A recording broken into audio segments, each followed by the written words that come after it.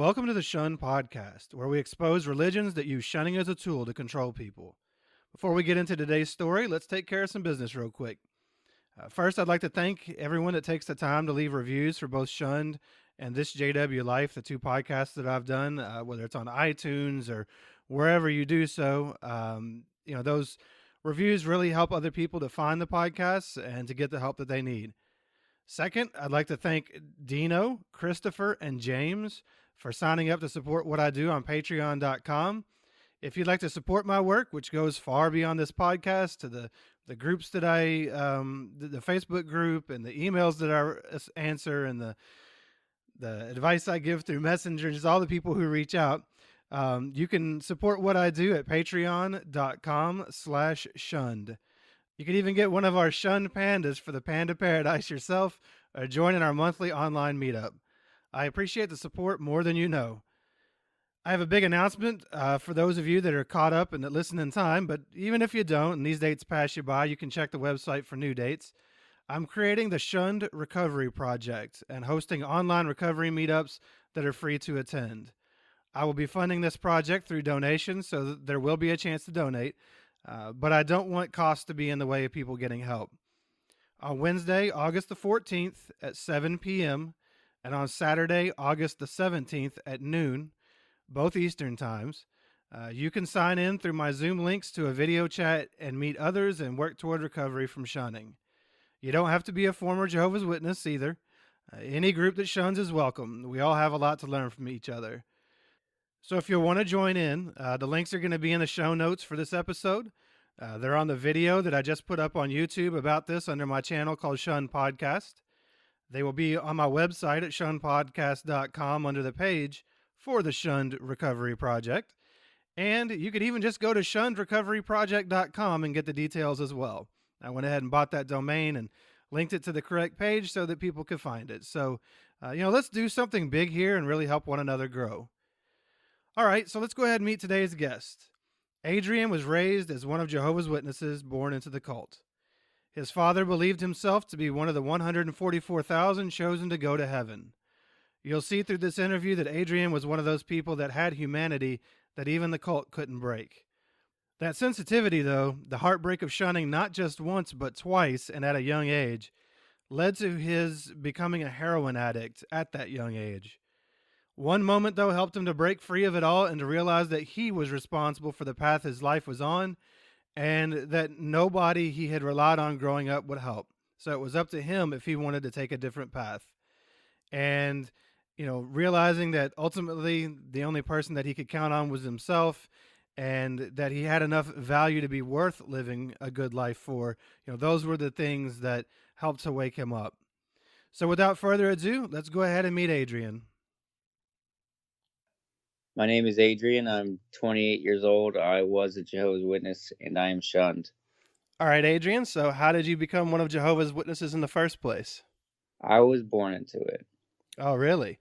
So how far back does it go in your family? Just my parents. My dad joined when he was in about his mid-20s, and my mom joined with her mother when she was like 12. Gotcha. So your dad joined in his late 20s. I'm always interested, if you happen to know, do you happen to know, was anything going on in his life around that time? Or, do you know why or has he ever said why he maybe joined? All I know was that he was a musician, and he had some pretty wild stories. At some point, he stole all of his band's own instruments, including his own drums. So I feel like finding the religion was some sort of rehab for him in a sense. Yeah, a lot of times that's what it is. Yeah. People who come in at an adult age, they've got a trauma or there's something going on in their life, and they're looking to get right in some way. Right. So, you being born into it, it doesn't go too deep as far back. How did you view the world as a little kid as you were growing up? Completely blind. Like I remember my parents telling me that the end of the world would be here before I turned 18. Yeah. I'm be 29 next month. So it was definitely it's I still consider myself to be a child. I feel like I'm like 10. Yeah, I can Cuz understand. No, that's how I've been. I left when I was 18. I get you. I was told the same thing basically, that I would never, like drive a car or something like that, and that would be at 16. I'm 41 now. Yeah. I'll be 42 this year. Yeah. That's so, it's just funny how generation after generation they repeat that same line that the end's coming any day now and their kids will never grow up. Um Here we are, yeah, we're growing all up, surviving yep. People, alone. yep. Yep. So what was life like growing up at home as a young J-Dub? Like what was kind of the vibe in your house? I can't say too many bad things about my house because my parents were definitely loving. Cool. They gave me everything possibly that I needed for to be a child, besides survival skills and then love after I decided to be who I was as a person. Gotcha. Were you all the type of family that, was really involved in like family study and Very much so. I'm the youngest of four too, and now all four of us are gone now. oh But wow. yeah, my other two siblings left recently. Gotcha. So you had that foundation. It sounds like Mhm. that they tried to build.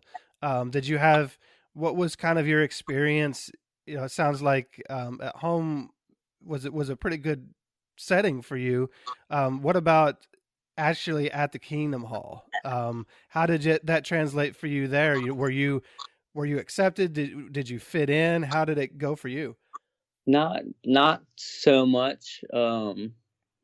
As a kid, I was real hyper. Like anybody who I meet who knew me as a kid was like, "Oh, you were wild." Like so that I always have some story about being real wild and hyper. So I think from a young age, a lot of the parents kind of thought I was bad just because I was a little harder to control, I guess you Hmm. could say.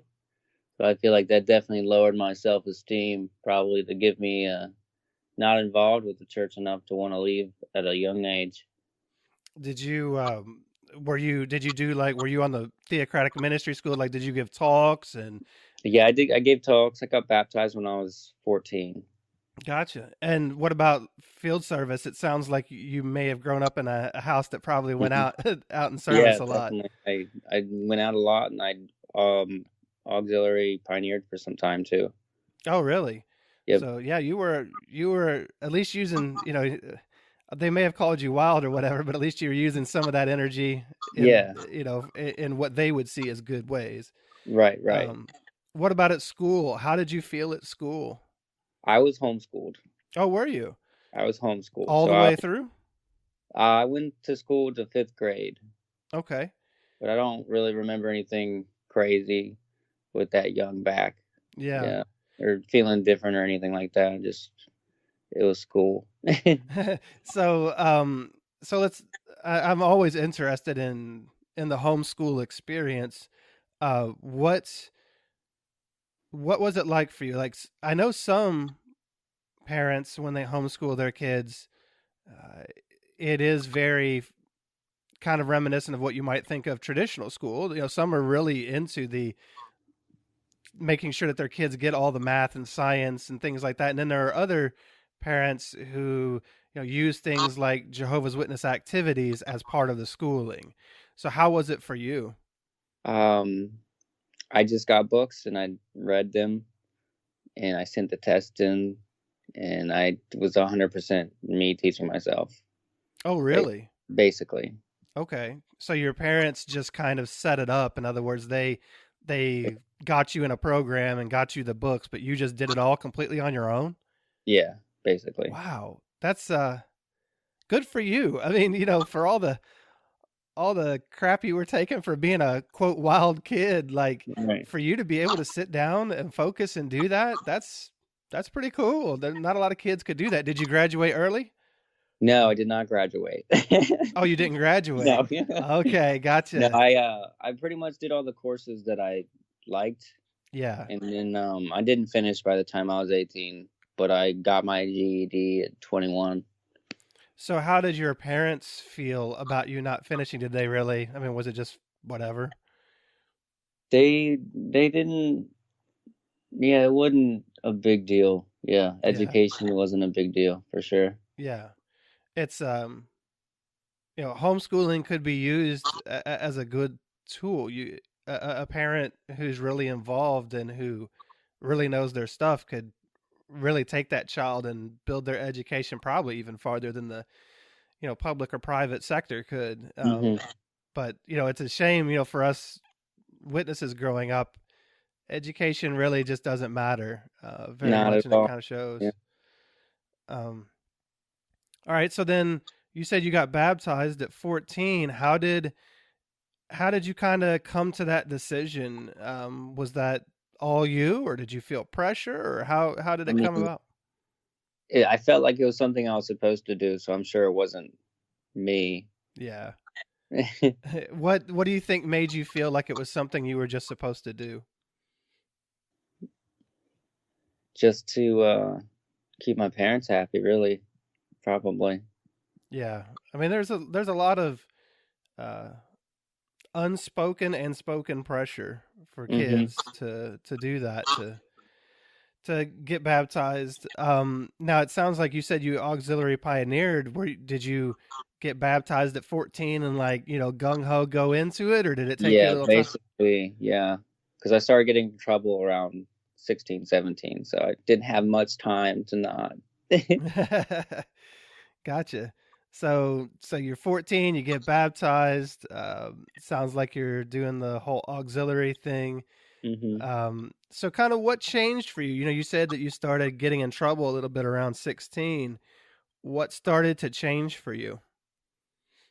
Um, I know I'd never agreed with the disfellowshipping stuff when they first taught me that. I was pretty young. One of my cousins got disfellowshipped, and I just felt so wrong.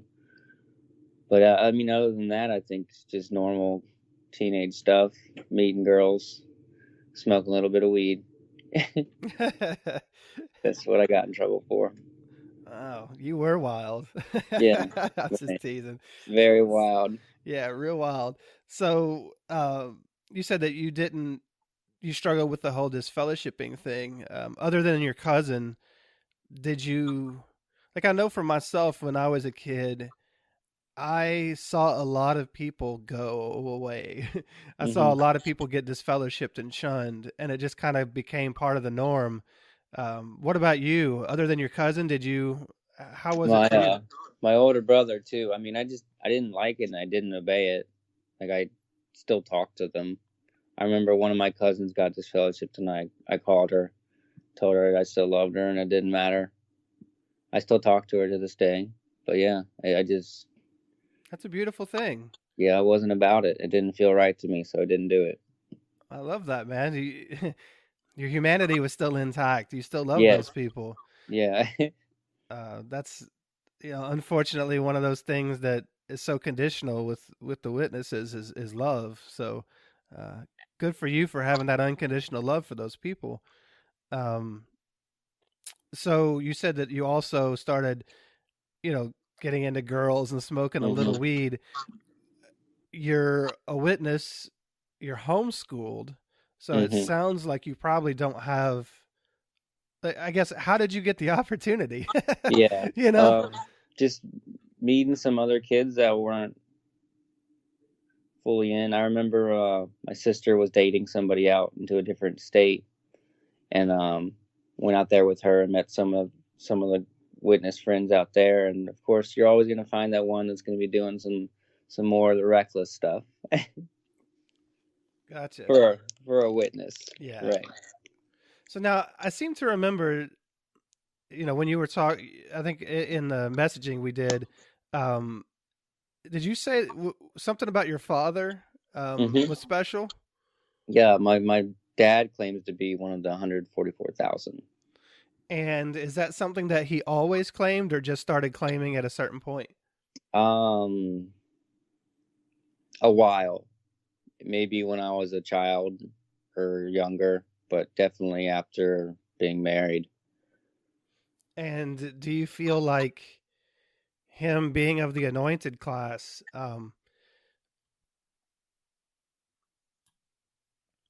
do you feel like he maybe, I don't know, did you feel extra pressure or did you feel anything special there? Was your family looked at a certain way? What's the experience of having a father who claims to be of the anointed?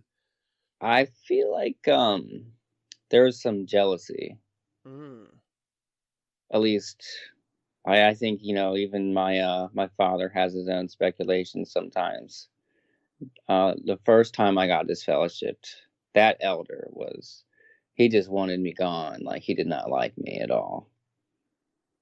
He just didn't. And I feel like that might have had a little bit to do with it. Oh, okay. So you think that elder might have been a little jealous of your dad being of the anointed? Hmm. It's funny, because like why would you if you believe what witnesses teach, why would you be jealous? Yeah. That's not your hope. So, Right. rock your own hope. Why do you care what somebody else hopes? Hmm. Um I definitely think it was a lot harder to deprogram because even to this day, my dad, I respect the hell out of him, and I believe pretty much anything else he's ever taught me in my life. But yeah, definitely. you probably did you see him are you kind of saying like did you see him as special in I mean, in he was some just a great guy in general, and a lot yeah. of people loved him. So it's just, Yeah, he's just a good person. yeah, he's just Gotcha. a good person. Yeah. So Um I felt like it made it a little more difficult to separate my belief from his. Absolutely. Yeah. Yeah, that makes sense. I mean, you have somebody that you love, that's your father, that is a genuinely good person, and they're teaching you something. You don't want to believe they're wrong. Right. Nobody wants to believe that. Right. Um, so you mentioned your first is fellowshipping. Hmm. Uh, how old were you, and kind of I tell us the was circumstances? I was 17. Um, I remember it was just I got to the point of living a double life it was too hard. I told on myself because I just wanted to actually be repentful. I was at a circuit assembly and some talk made me feel a certain way or whatever, and I got up and told on myself. But yeah, that elder did not like me at all. He called me a sexual predator to my face. Told my dad he was a terrible father. All in the judicial meeting. So yeah. Wow, so your dad was there with you in the judicial meeting? I think so because I was a minor. Oh, that makes sense. Yeah. And you don't have to say, but why why is he calling you a predator? I mean, like that's a pretty big leap. That's just because girls liked me. Gotcha. It was consensual. Sure, It was sure. 100%. Yeah. They made the first move, so if anyone's a predator, it's them. I understand. So it's really Normal teenage behavior. yeah, yeah, normal teenage behavior. And so I've always heard that the questions that they ask you are like super super Yeah. personal in these things. Hmm. So here you are, what's it like to be a 17-year-old kid getting grilled on details in front of your dad? It definitely was stressful. I guess it's a long time ago, but they had 3 pages of notes filled out. Like that they brought in to question you about?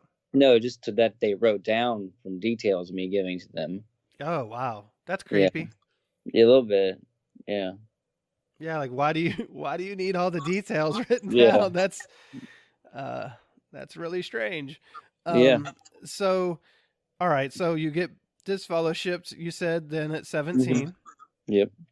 How does it change, or does it change your relationship at home any? Um, I mean, not a whole much. I mean, I was probably depressed. So I probably didn't talk to my parents as much that I remember. I remember playing a lot of video games. It was just one full year of being at home with my parents as my friends, and that was it. So you said with your parents and your friends. So were these? With my parents being my Oh, friends, with your yeah. parents being your friends. I Yeah. got you. And so were you still going? You were going to all the meetings and everything. Hmm. Oh, Okay. yeah. Had to. Yeah. If you want to come back, and they still made you wait a whole year. Yeah, a whole year. Hmm. Wow. Um. He did not like me. Yeah. It doesn't sound like it. What about your? So your parents didn't really treat you any different. Um, no, I mean, I'm sure they were hurt in their own ways, but They talked to you about it any, or did they just kind of, just kind of one of those unspoken things? they definitely talk. I'm sure my father talked about it. Anytime I talked to my father, because my father was worldly for some time, and he did some stuff and did drugs and whatnot. So he probably gave me some type of spiel like, I've been there before with these types of things in the world and yada yada. Just he was understanding, but obviously staying with Jehovah is the number one. Right. I like that though. I like that they didn't allow it to really impact their relationship with you, as far as that went. Like they were still supportive of you. It sounds like, Hmm. and yeah, it does sound like, unlike some families or some people that I've interviewed, it sounds like you've got some genuinely good people maybe around you, For sure. in that situation, and Hmm. um, I that's a had some genuinely good people, and thanks to the religion, I don't anymore. right, right.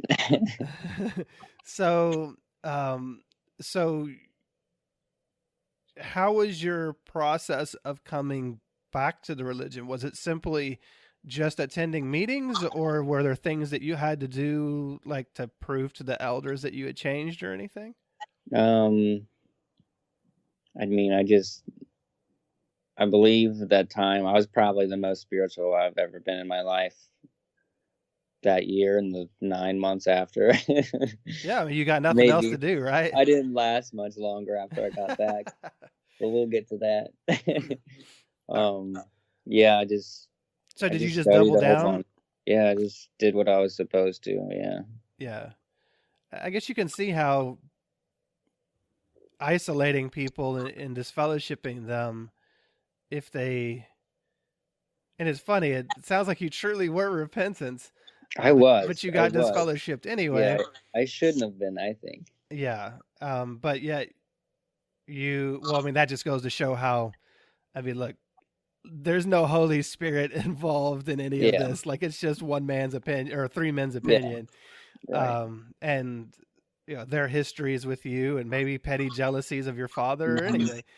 But, yeah, it's interesting that once you become isolated like that, if you are still kind of interested in it all, you're going to double down on your study because you've got nobody to hang out with, nobody Yeah, to.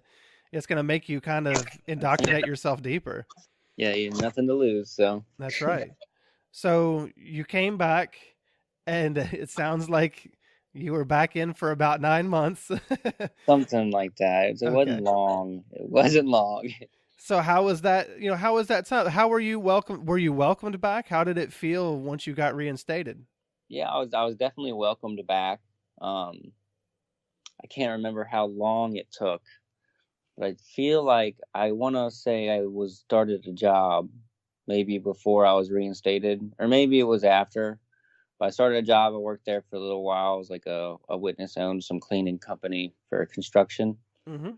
Worked there for a little while, and then my sister, who was getting married, who I was always really close to, moved to a state on the East Coast.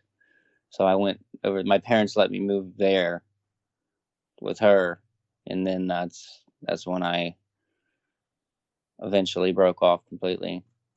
Gotcha. So you had this big move in Hmm.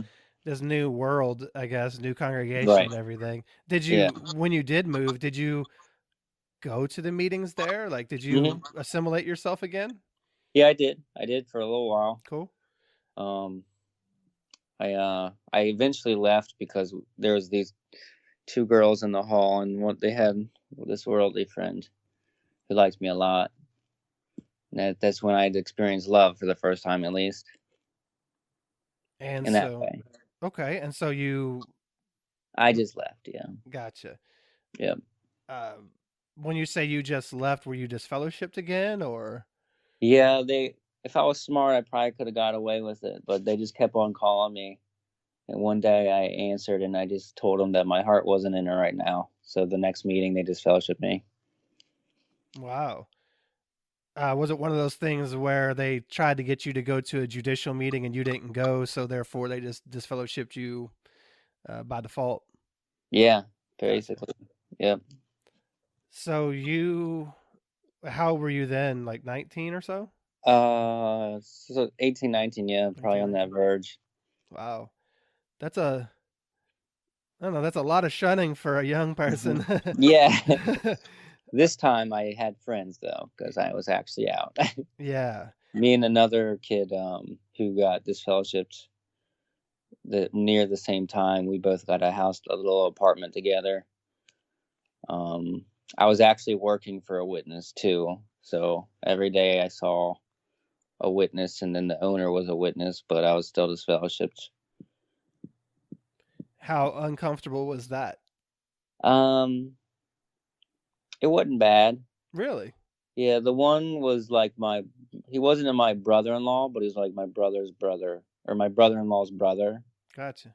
So, I mean, there's some friendship there, but um, yeah. So, around this age, around 18, 19, a lot of kids are going off to college or starting new lives. It sounds like you're starting a new life, but it's not quite um, the life. It's this new life, I guess, being shunned and hmm everything. How did life change for you? Um, oh, so after this is where it gets crazy. It was definitely a whirlwind for me. Uh, did a lot of drugs, a lot of drugs, a lot of party drugs at first. Um, then after that relationship ended with the girl, I moved back home to Kentucky, and I stayed with my brother for some time. But my Kentucky? anxiety, yeah, Kentucky is where I live now, actually. Really? hmm That's where I'm from. Oh, really? Yeah, I live in Clarksville, Indiana, Okay, yeah, I'm but I'm in. from Louisville. Okay, yeah, I'm right outside of Cincinnati. Oh, Yeah, well, what's up, neighbor? yeah. What's up? That's Yep. cool. So, hmm so you moved back to Kentucky, Yep. and how did things kind of go for you once you made that move? That's when I got my GED. Nice. Yeah, I got my GED, and then immediately after, I decided to do heroin for a year. Ooh, Yeah, so that was something. But let's see, that's I got clean around 21 or so. I remember texting my dad um, if I could come back home and be a part of the family again, and all he did was send me the address to a homeless shelter. So that's like were it just you? clicked in my head that this was my life and it was my job to be happy with it, Yeah, because I think those years was definitely me crying out for the love I was missing. yeah, yeah. That's harsh. So, were you homeless? I was never homeless. I always Gotcha. had somewhere to stay. There's always I'm lucky to have people that actually care about me, so I definitely could have been many times homeless, but yeah, I've always had somebody looking out for me in some way. Wow. So, uh, your father sending you that address to a homeless shelter, like how did that feel when you got that? It changed everything. Like I quit I quit heroin that day. Like at least I decided to quit. And within the next couple of days of just processing out of it, I was done. And you said you feel like for those years where you were doing the drugs that you were kind of, crying out for that love that you didn't get. I Yeah, I'm just, sure some of it was just for fun. yeah, yeah, Yeah, then it escalated. Yeah. yeah. Um, it sounds, uh, it's just really sad that you reached out for help in that moment, and that would have been a chance for your parents to show you love. Right. And honestly, obviously, the end result was that you realized you were on your own and you had to make some changes, and that's a good thing. Yeah, definitely. No one I know, because heroin's kind of big out here in this area. Mm-hmm. No one I know has ever quit without rehab or getting a felony and going to jail. Wow. Like, so it's pretty rare that I just stopped it. So I feel like it was definitely more than just addiction behind there. It was more mental health and depression and stuff like that. Yeah. Yeah, I mean that's why you could quit it. It wasn't Yeah, like, you. all right, I gotta change. So. Yeah, not that. I guess it's not kind of like the true addict. hmm So, how did your life go once you started to clean up? Start building my life again. Um, Bought a car for the first time at 24. Um, yeah, basically finally established myself as an adult. It's funny how buying a car is establishing yourself as Yeah, an adult. yeah, That's just the culture we live in. yeah. Cars are everything. That's your independence. That's hmm everything. It took Um, me a while because I didn't have any co-signers. oh, I bet. Yeah. Yeah. So you're now 20, would you say 28 or 29? I'll be 29 next month. Okay, almost 29. So it's been 5 years since that point, since you kind of feel hmm like you started rebuilding and becoming an adult. hmm Um, have you have you ever spoken to your parents again or your family? I talk to them every once in a while. I sent a message to my dad about a month or two ago, and I just like it was like just a text to like update him, like one of those lonely son notes that they send the father, like, yeah, you don't know, but this is how I am. Yeah. This is my life. Yeah, I give him that. Um, Did he react to it at all, or? yeah, he responded. The first thing he did was defend child sex abuse claims, which I didn't even bring up. Um, In the organization? yeah, That's kind of strange. a little bit.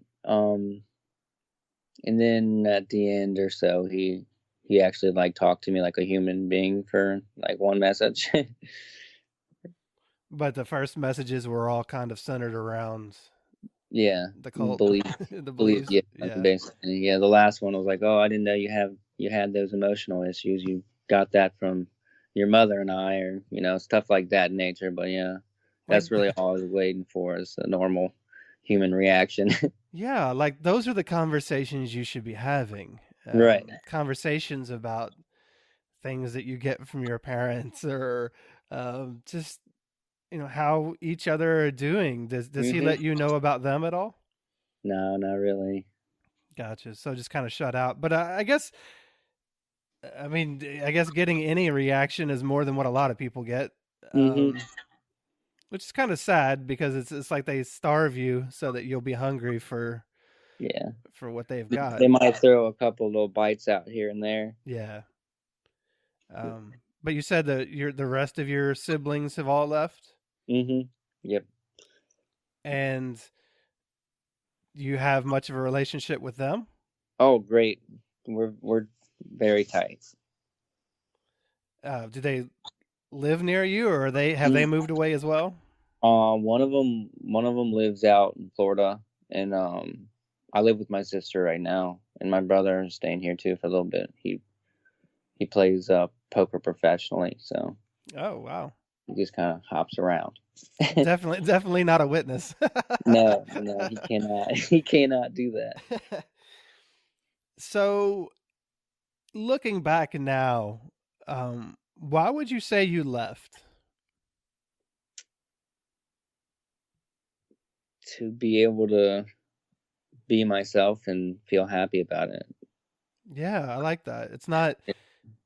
It wasn't just for girls and weed. Right. No, yeah, It's I deeper. wouldn't, I don't think I ever was accepted for who I really was. And I don't think I'm a bad person. Do But you yeah, do you feel like obviously you didn't feel accepted in the congregation? Do you feel like your parents ever accepted you for who you were? um, yeah, for sure. I think they did. They accepted me for being a little wild and stuff. That's cool. Yeah, definitely didn't. They really never. The only flack I ever got from my parents was when I actually did something wrong. So yeah, they were great, to be honest. Yeah, and this that makes it hurt more. That Yeah, you don't. it definitely makes it hurt a lot more. Yeah, that you don't have them. Um, have you been a what helped you, or let me ask you, have you been able to? It sounds like you left for a lot of uh, you were disfellowship for behavioral issues. Yeah. But my question is, have you spent any time waking up mentally and emotionally to the doctrine, the teachings, and the culture of Jehovah's Witnesses? Oh, definitely. That's been the whole 10 years at this point. Well, what And helps you? um, I remember the book Crisis of Conscience was pretty good. I like that one a lot. Yeah. Um, I've been on Reddit. I'm on the little XJW committee on Reddit. Yep. Anytime I see any type of information, I'm gonna look at it and read it, check it out. Some of it's bogus, some of it's not. But I definitely, in general, I just have don't feel an organization. If there's a God in this world, I don't think an organization can claim what they do ever. I Right. just I don't know. So let me ask you. So your dad came up with, mentioned the whole sexual abuse scandal in the organization. Is that something you all had ever talked about? um, Maybe a little bit. Is that something that helped wake you up? Um, Maybe a little bit, but I think everything probably together helped me to see it just as a normal.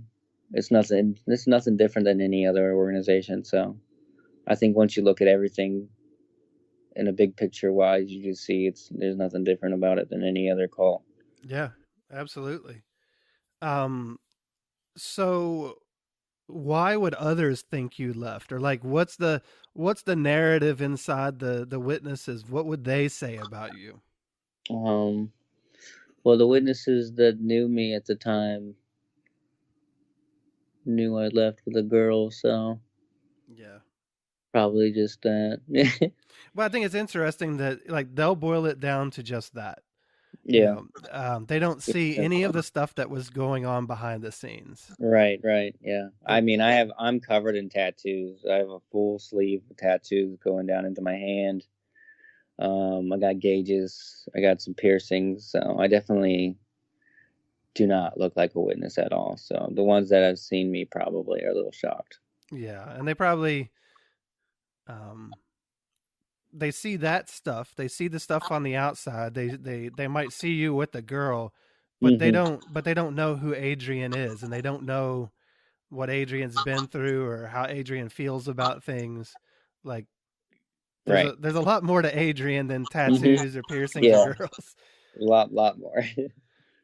Um, what would you? Is there anything you would like people to know that have never been witnesses about Jehovah's Witnesses? um, don't get baptized. Mm. That's when it all becomes real, isn't it? Yeah, it is. Um, and does your past life still impact you? Um, I think so. Yeah.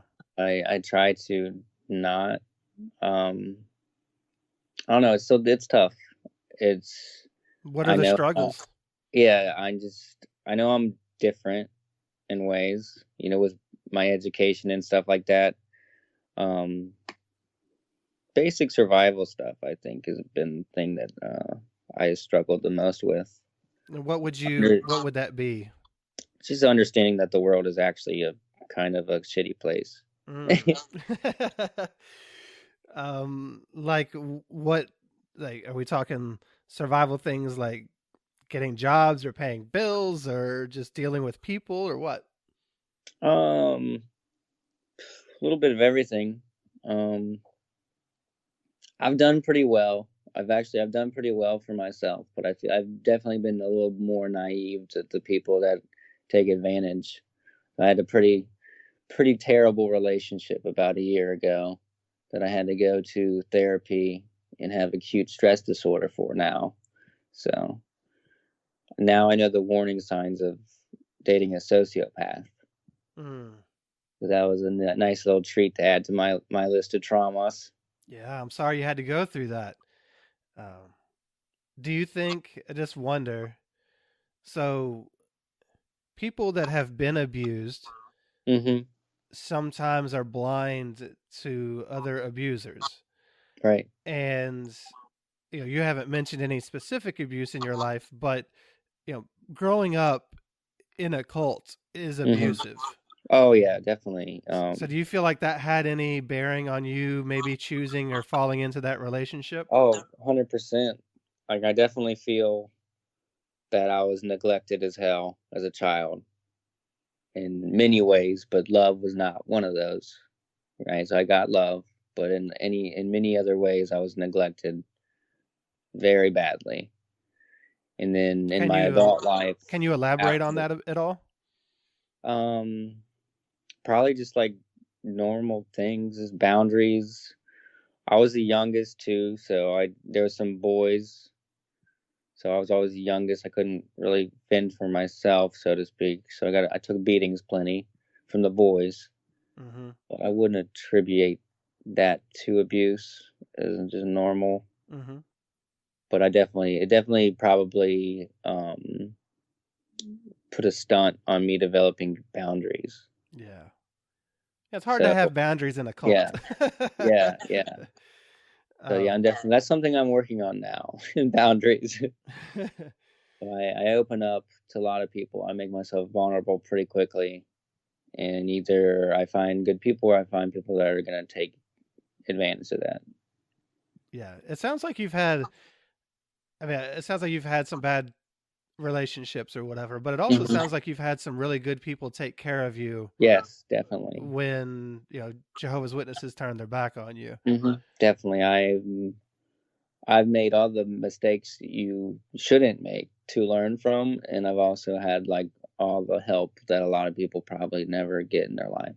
Yeah, that's the beautiful other side of it. Hmm. Yeah, I attribute that to just being a good person. So Yeah. I think if you're a good person, no matter where you're at in life, some good's gonna help you out. If you could say anything to your family and friends that shun you, what would you like to say? Love you guys. I'm around. Hit me up. It's pretty simple. I like that. Like, Yeah. you're not causing a lot of drama or create or even holding a lot of drama around it. Like, let's just hang Hmm. out. Yep. I like that. Um, is there anything that you've learned since, well, I'm sure there is. What is something that you've learned since leaving the religion that's really impacted your life for the better? Um, Like, have you learned any good lessons or um, found any I wisdom think that's helped you? I think actually loving people like Jesus says in the Bible, Mm-hmm. that's pretty much the best thing you can do. Yeah. And even if they don't have your beliefs and if they do things that you don't agree with, as long as they're not like hurting anybody, you have no ever you should never be judgmental. Like if you're going by the Bible, it was just love. So that's like the most pure thing you could possibly put into your life and hope something good will come out of it. If it doesn't, I have no faith in the universe. It's So all love then. I think that's the greatest lesson for me. I like that. Um, if you could say anything to other young people out there, I mean, you have a kind of a unique situation that you were disfellowshipped twice before you were, twice in your Hmm. teenage years. Yeah. What would you say to other young people out there that might be facing something similar? You got any advice for them? Be a little smarter than me. Fade out. Don't get disfellowshipped. You might actually have a relationship with your parents down the road. Who knows? I um, think my uncle faded out and he never got disfellowshipped, and he's like in his 40s now. So my parents actually, talk. I mean, all bet probably not a lot, but they see him in public. They'll have a conversation and so forth. So it really does make a difference when you're not disfellowshipped. yeah, and I guess then you can take that as far back as just don't get baptized. Yeah, yeah, go to that too. But of course, there are plenty of people who fade who are shunned anyway. Hmm. And there are plenty of people who never get baptized who are shunned anyway. Yeah. So you just have to do the best you can, and if you make the mistake and get baptized, you're not alone. There's so many of us out here that have done that, and Yep. life can turn out okay anyway. Very Um, true. what about your new life? What do you like about your new life? You talked about how you like that you get to just be you. What's that look like? What do you enjoy doing? I do a lot of stuff, art stuff. That's my goals for my life, is to be able to do some stuff with my art, like photography, videography, um, music, anything that involves that, and creating something for it, some type of media. That's what I'm trying to do. Well, okay. So speaking about that, what dreams do you have for your new life? Is there anything that you want? You've got all these years left. What do you want to do? That's what I'm trying to do now. But I feel like definitely from the cult, they don't teach you to think about your future much. It's already planned. So I've always just kind of winged my life, to be honest. Well, let me ask you. So, this is actually something that in the coaching that I do that I with ex witnesses or ex cult members, I do help people try to dream because it's Hmm. difficult. Our lives were prescribed from day one. Like, here are the steps you're going to take, and here's what Right. you're going to get. So you didn't learn to dream. So let me ask you: was there anything that you looked forward to, as far as like in the paradise? Like, was there anything other than having a panda that you wanted in the paradise? Uh, I don't think I really ever fantasized about it because Just wasn't real. yeah, Gotcha. yeah. I mean, I've definitely always been a dreamer, but yeah, I mean, it's like being a rock star and stuff like that. So Okay. All right. So you we'll got some see if that dreams. happens. We'll see if that ever happens. I never lost the child in me. No, that's awesome, man. I mean, like, so maybe, rock star is what you aim at. Like, we all had things that we wanted when we were kids. Some people wanted Right. to be a fireman or policeman. I wanted to be Ozzie Smith for the Cardinals, Okay. play shortstop. That didn't happen. Yeah. Nice. Like, we all had things that we were interested in, and like those are some of the most pure things in us. And it's beautiful to be able to hold on to those things, like Hmm. wanting to be a rock star. Well, you're Yeah. obviously involved in some art now, Yeah. and Yeah. I was in a band for a couple of years, and then I started doing more of the production stuff. So I got a taste of what that industry was like, and then shifted it to something that I was a little more interested in for sure. So. yeah, that's what dreams are nothing more than goals. They're Hmm. like a direction to go in. If you never hit that particular goal, that's okay. You're still going to be farther down the line than you were, and you're going to find other things as you go for that dream that you might actually like even better. So, Hmm. you just put yourself out there and keep working in that direction and see where it goes. I'm Yeah. glad that you've got that. For sure. Well, is there anything that I didn't ask you, or is there anything that you'd like to say? Any last words of wisdom you'd like to depart to Mm. anybody? You don't need to do a whole lot of heroin to figure out that you are worth something. So if anyone's thinking about doing that, they don't need to do that. I like that. That's pretty much all I got. No, that's beautiful. Like, I mean, obviously, heroin being something personal to you, but how can we extrapolate that? There's so many things that, It's a painkiller. yeah, Yeah. yeah. There's so many ways that we escape, You and gotta figure out how to kill your pain in a healthy way. yeah, yeah, yeah. Or like you said, figure out that you're worth something. Yeah. And maybe get rid of some of that pain, because we all have value. It's just not something that we're taught when we grow up in a cult, Yeah. where we're not really allowed to be an individual or encouraged in any way to be ourselves. And now you get to be yourself, and Yeah. that's a beautiful life. Be the best you can be, and Mhm. like you said, it's all love. So, appreciate you sharing that with us. For sure. I had a really great time getting to know Adrian. I hope that someday I actually get to meet him in person, since he's not too far away from me. I'm going to have links in the show notes to the song he chose to represent his journey, to his new Instagram account with his work on it, and more. If you'd like to leave Adrian a comment of support, feel free to do so at shunnedpodcast.com on the episodes page under his episode. You can now find the Shun Podcast in more places. So now the places that you can find the podcast includes apps like Apple Podcasts, Podcast Republic, Podbean, Google Play Music, most any podcast app. You can also subscribe to listen on YouTube at Shun Podcast, and hundreds of people listen that way. There's a player on the website at shunnedpodcast.com where you can also listen. And as of recently, you can also find the podcast on places like our iHeartRadio, Spotify, Radio Public, Player.fm, Radio.com, and more. So it feels good to get this out where a lot of people can find these stories and learn about the real lives of people around them.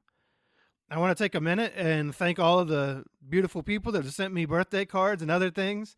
My birthday is August 12th, and I kind of had a shout out about this. So we're going into my birthday weekend here, and I had a lot of fun going up to my P.O. box these past few weeks and checking to see if anything came in. It's been a really good time for me.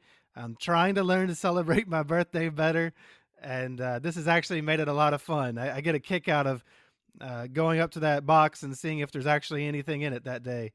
I love the heartfelt cards, the funny ones, just the gifts, all the things that people have sent. It's never too late if you want to join in, and I'm thinking about just keeping the box open in case anyone ever wants to send me a letter or a card or a note or whatever. But I definitely want to do this again next year. So if you want to send me a note or a card or anything, you can do so at P.O. Box 2641, Clarksville, Indiana 47131. And I'll put this address up in the show notes. In fact, it's actually on the contact page of the website now too. So, you can find all these things on the episode post at shunnedpodcast.com, along with the resources mentioned in this episode, how to donate if you choose to support the work I do through Patreon. And, if you're feeling alone and want to talk one-on-one in a therapy type scenario through individual coaching with me, you can reach out there as well. I love doing this. I love everybody that listens. I love to help. So connecting in these ways means a lot with what I put into this. I hope to see as many of you as possible in these groups that I'm starting. I hope that you can support that effort, and that I can support you through that effort. So the theme song for the podcast is No Hell Yet by Fair Voyeur. And as we end all episodes, love others, do no harm, and go be happy. We'll curse God